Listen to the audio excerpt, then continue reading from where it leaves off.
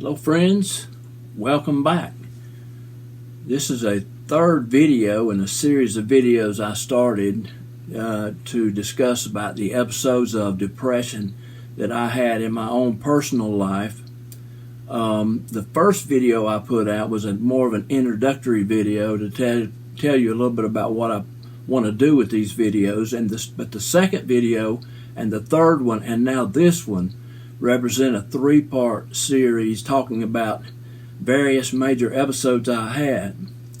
And the main reason I have talked about these is that if somebody's out there listening to this and wonders if there's any way they can get any kind of help, if there's any solution or any answer to what's going on with you when it seems like you can't find out what's happening. Because that's the way it was with me. It took me a long time to get to the right resources to help me fight this and deal with this. In the last video, I talked about my second major episode that pretty much was over by the end of 1991, and I had everything was for the next 4 years smooth sailing. We moved to Texas the next year to Fort Worth, where I was going to begin seminary at Southwestern Seminary there. I was looking very forward to it. It took me about 8 months while we were there in Fort Worth for a church to pick up my resume, give me a call, and offer me an opportunity to serve them 60 miles south of Fort Worth. And so we went there in January of 1993. It was a real small church, it was a real small town, 750 people in the town, but the best people in the world. And we were in the center of God's will, mainly. That was the main part about it. I got a great seminary education.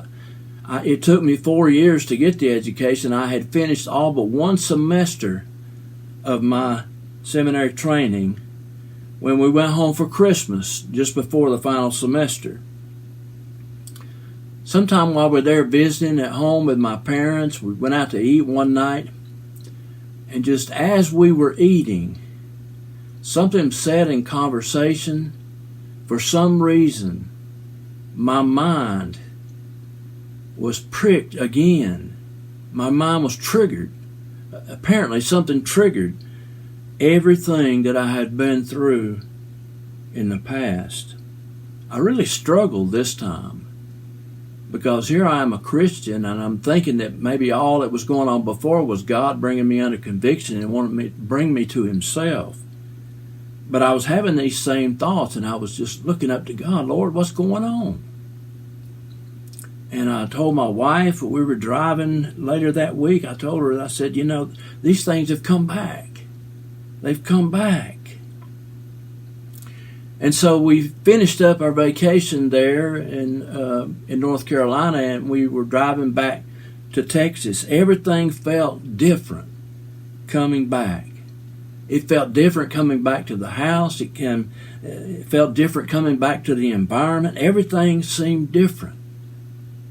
And I was once again being tormented with those thoughts, irrational, guilty thoughts.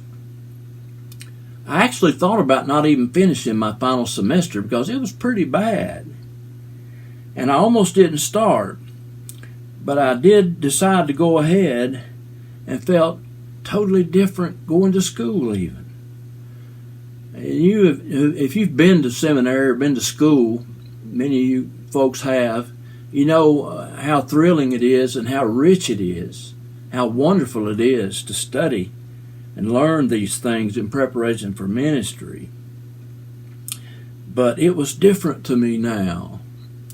And I was looking around for people to talk to. I spoke with a very dear friend of mine who was also a counselor and confidant. Matter of fact, he was the one that led me to the Lord. I told him about what I was feeling. I told him about the thoughts I was having.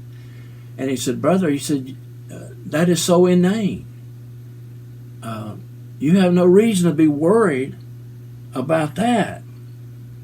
And I thought, well, I know that, but why won't this thing go away? I spoke with a lady in a nearby town who told me of a psychologist she knew of in Dallas. and gave me his name. I contacted him, and I went over to see him. Dallas is maybe 45 minutes to an hour from Fort Worth along the highway there. And I went to see him, and I shared with him about all these thoughts and things I was having, the reason I was having guilt, and it just stuff that was tormenting me. There were intrusive thoughts. And I told him about it, and then when I went back and saw him again, I told him about it again, and he actually got mad at me because I would not accept what he had said about those thoughts. Well, looking back at it now, he must not have been that trained as a psychologist, because he would have known that if somebody's having thoughts like that and can't reconcile them in their mind, there may be something else going on that needs further attention. But that's what he told me, and so I was all the more frustrated. I was able to finish school, and shortly thereafter we were called to a church in North Carolina, where we moved in September of 1996. One day, it just so happened that the association office was right across the street from the church I was pastoring. And I attended the pastors' conferences regularly there. And one week I went to the pastors' conference, and there was a young lady there that was giving her testimony to the group. Her name is Renees. Some of you may have heard of her. Renee has a story to tell that is very meaningful and heartbreaking. She was telling us a story about how she was in New Orleans. Her and her husband had been married, and they were going to seminary down there. They had a wonderful marriage. They had so much fun together, and all of a sudden her husband came down with bipolar.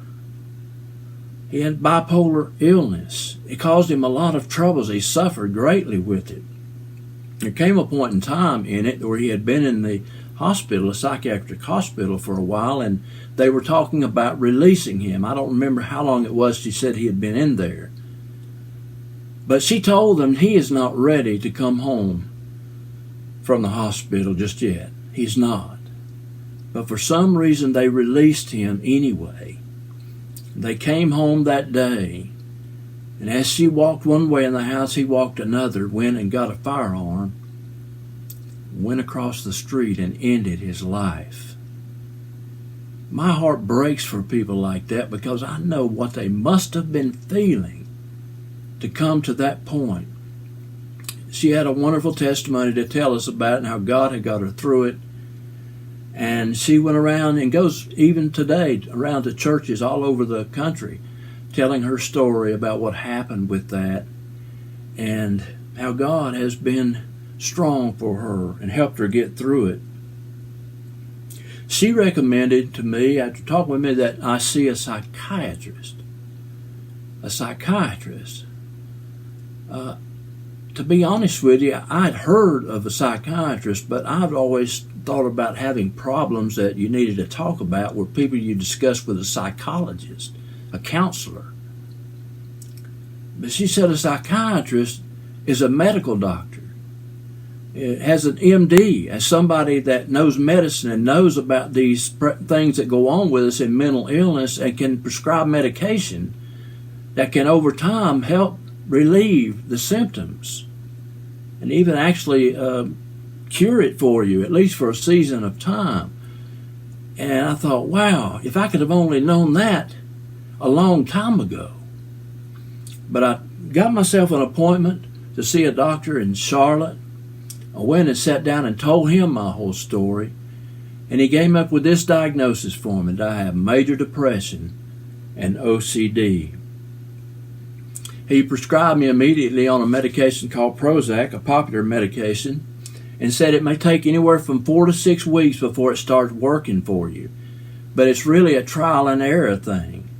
In other words, you start taking a medication that there are many of them. You take one that you hope will help you. It takes 4 to 6 weeks if it does work, and if it doesn't, you have to start on another one. It's very discouraging, trust me. And so I tried to take it for a while, and it didn't work. After more trial and error with medications, it still hadn't helped me. I was still feeling bad. Somewhere around there was a church member in our church who had suffered from bipolar, recommended a medical doctor in Graham, North Carolina. He was a former professor at Duke Medical Center, a teacher there in the area of mental illness. And I sat down with him, and I knew he was very knowledgeable, and when I sat down to talk with him, I said, "Doctor, what exactly is going on with me?" He told me, he says, "You have a mental illness that causes your mind to go and search for anything and everything that supports all of the negative thinking you're having." He couldn't see me ongoing, but recommended another doctor in Charlotte, a psychiatrist, who I began to see. And he began trying different medications to see if something worked. Well, it went on and it went on, trying one medication, another medication, and none of those medications were working.